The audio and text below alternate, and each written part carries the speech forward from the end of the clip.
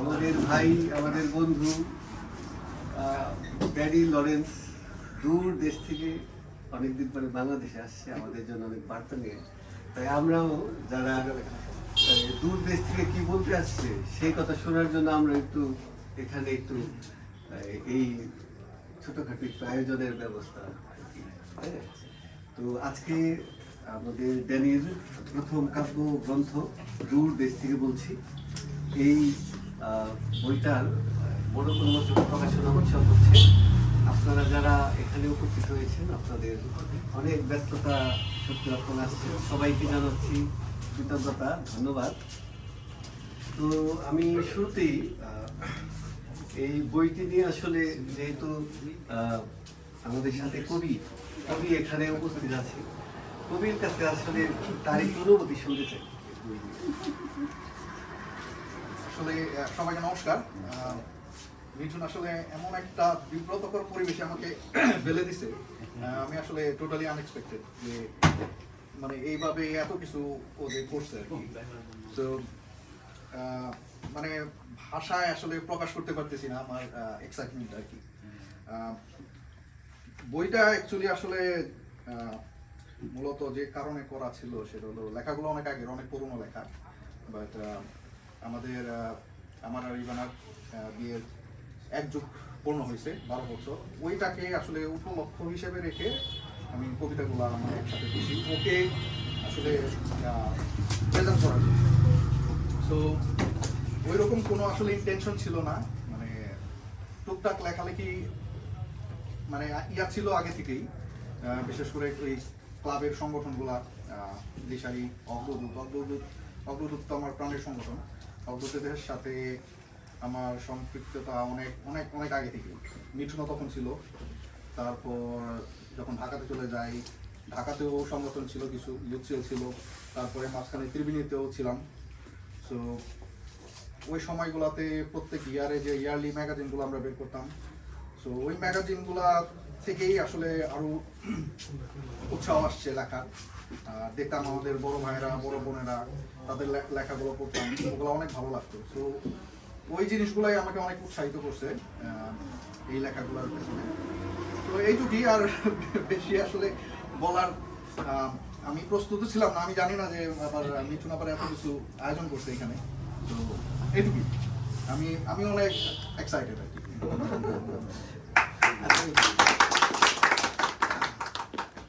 কবির কথা শুনলাম, আসলে কবি যা বলবে তা তো বইয়ের ভেতরে আছে, এটা আমরা পড়লে বুঝতে পারবো কবি আসলে দূর দেশ থেকে কি বলছে আমাদের। হ্যাঁ, তো এখানে আমরা দেখতে পাচ্ছি আমাদের হাসনাবাদ। এখানে আমি একটু পরিচয় করে দিই, এখানে যে ইভানা, এই যে ইভানা কবির ওয়াইফ, তার 2 মেয়ে, কবির শ্বশুর বসে আমাদের কাকা।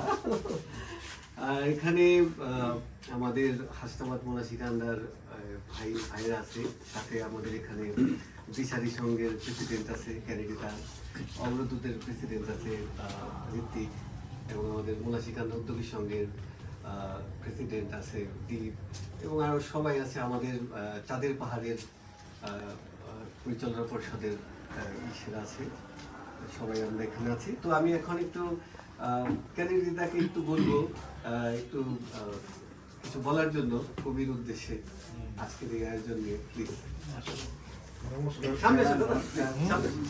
হ্যাঁ, ঠিক আছে।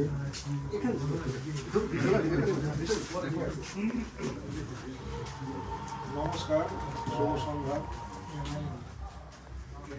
ড্যানি এটা নিজের কথা, নিজের অভিজ্ঞতা থেকে এটা আসছে। আমরা ড্যানির কাছে আরো নতুন কিছু আশা করি, আরো কিছু আশা করি। এটা আসলে সুন্দর। আমাদের সবারই চিন্তা ভাবনা থাকা দরকার যে কিছু ভিতরের মতটা, এখন যে মোবাইলের যুগ আইসে গেছে, কিন্তু তারপরও এটা আসলে অনেক ভালো। Thank you. আমাদের সাথে আছে অগ্রদূতের প্রেসিডেন্ট ঋত্বিক, একটু শুভেচ্ছা জানিয়ে যায় আমাদের কবিকে।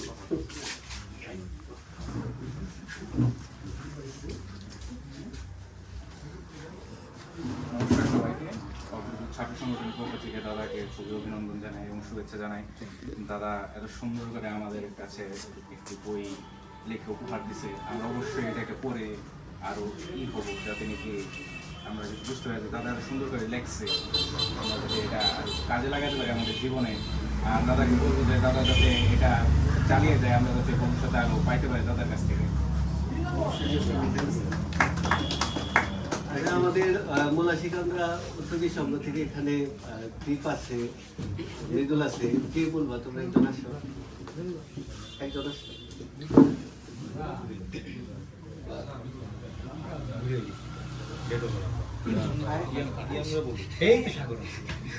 হ্যাঁ ইসে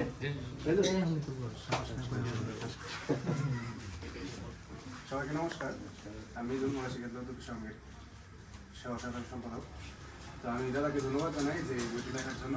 এটি আমাদের বর্তমান প্রজন্মকে আরো অনুপ্রাণিত করবে বই পড়ার জন্য। এটাই ধন্যবাদ। আমি এবার আমাদের এই চাঁদের পাহাড়ের সেক্রেটারি অমিতকে বলবো দুটা কথা বলার জন্য।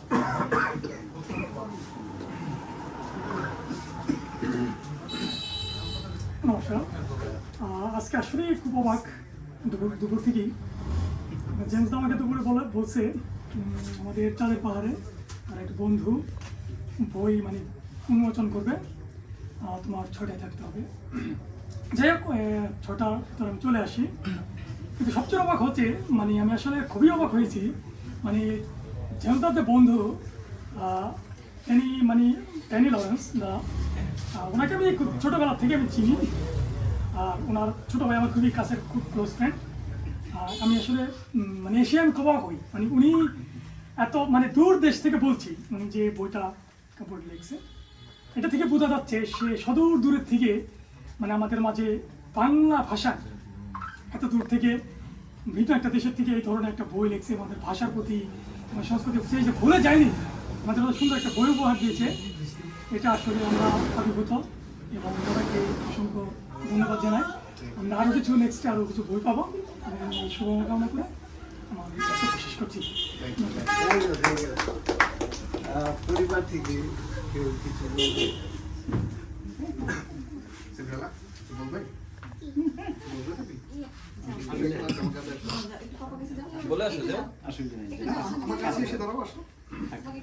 ঠিক আছে। ও কিছু বলবে, ওই যে কোলে কোলে আসো।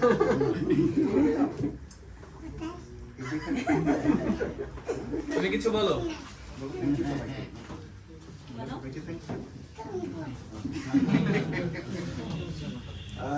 আমরা তাহলে এই বরফ উন্মোচনের ইসে যাবো আর কি।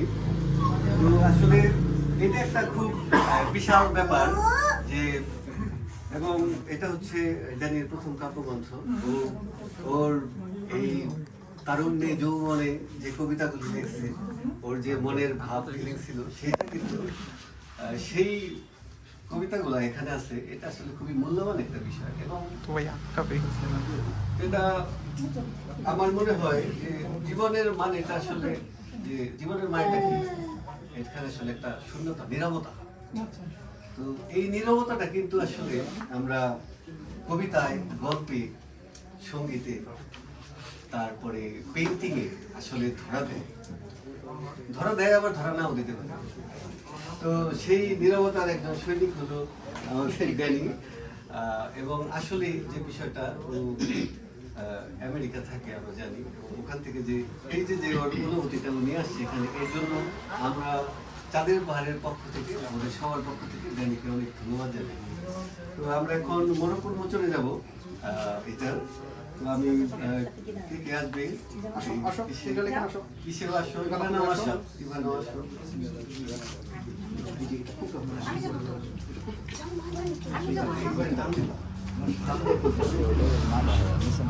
কোনটা ও জ্বালা না আমি নামবো আচ্ছা রুম দিয়ে দেন যেগুলো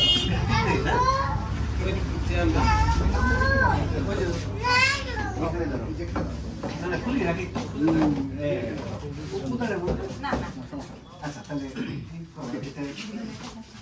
সবাই মিলে ধরো, সবাই মিলে তোমরা ধরো। এটা টান দাও, এটা টান দিতে হবে। ড্যানির প্রথম কাব্যগ্রন্থের বড় উন্মোচন হচ্ছে।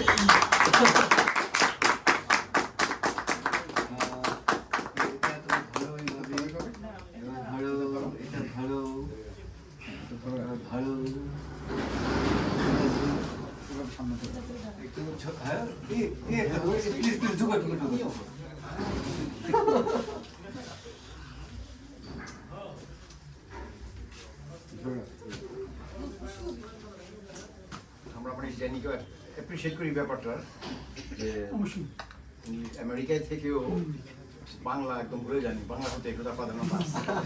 এটাই বলবো। ওকে, অনেক ধন্যবাদ সবাইকে। আমরা এখন একটা কবিতা শুনবো ড্যানির বই থেকে।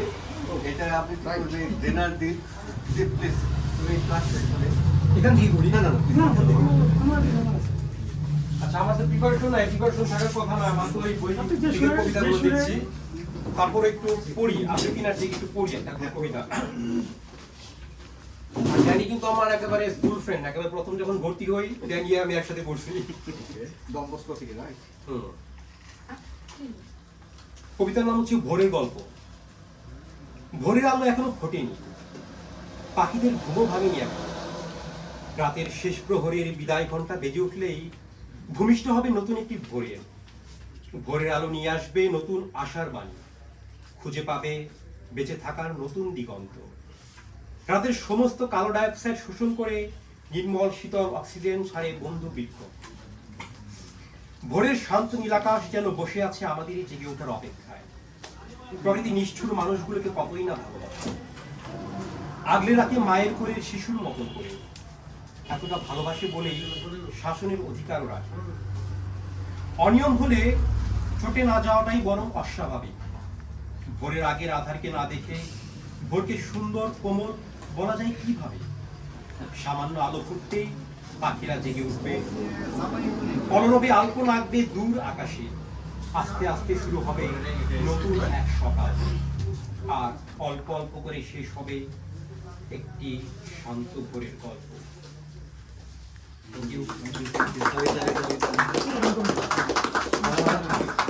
আমাদের মোটামুটি ছোট্ট এই আর কি আয়োজন ছিল। আমরা একটু এখন ফটো সেশন করতে পারি এখানে। ঠিক আছে, কবির সাথে ফটো সেশন করতে পারি বই নিয়ে। হ্যাঁ, ওকে, আমরা কে কে আসবো? তোমরা ফ্যামিলি ছবি নাও একটা, সবাই এখানে দাঁড়াই আমরা, দাঁড়াই।